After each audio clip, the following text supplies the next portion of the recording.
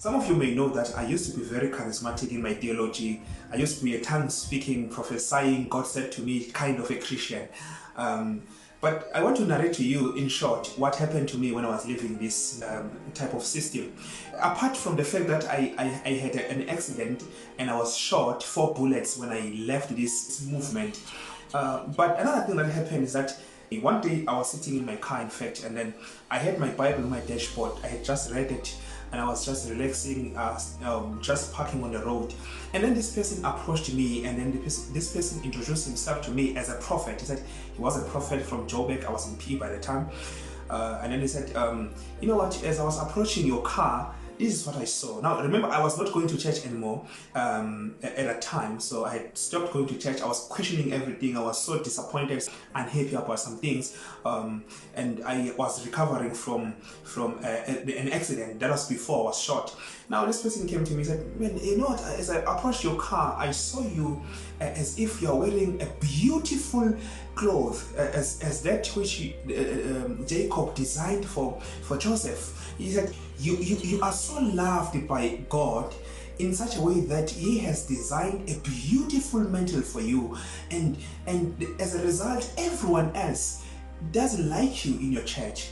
Hence, you don't even like to go to church, or you don't even go to church anymore, because everyone doesn't really like you now, because you have this beautiful mantle. You remember the brothers of Joseph, what did they do when they realized that his father had made this beautiful mantle for him? So I was like, hey, this sounds good. It means God loves me. I'm special above everyone. You know, it almost got me tricked into this thing. And then he told me that he was a prophet, pastor, whatever the case may be, was coming from Johannesburg, was coming here to plant the church, but now in his speech I realized that he was somebody who had been disobedient to his pastor in a certain way. Hence he had left his pastor and now he's trying to start his own ministry.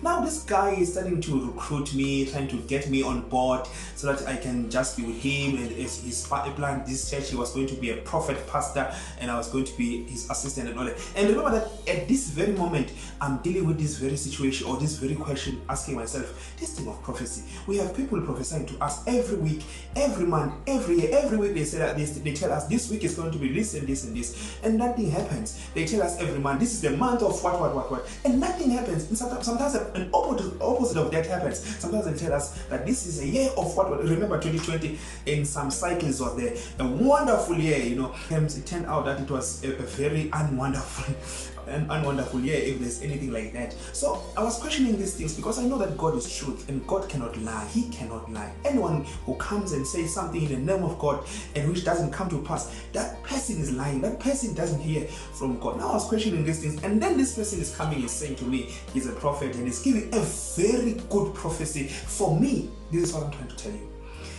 The devil sometimes will try to lure you into lies by speaking that which you want to hear. No one doesn't want to be like Joseph. His father loves him above all his brethren. He makes this beautiful thing which nobody else has, and then boom, everyone hates him. And if he says these things, I'm trying to relate now so that I can just align this prophecy with reality, even though that was not the case. I don't really think people were hating me in the church where I left. I had a very good relationship, I would say, with them. I don't really think that they hated me, but I could just create that idea in my mind so that I can just align with this prophecy, so that I can enjoy the beauty of this prophecy, even though it was not true.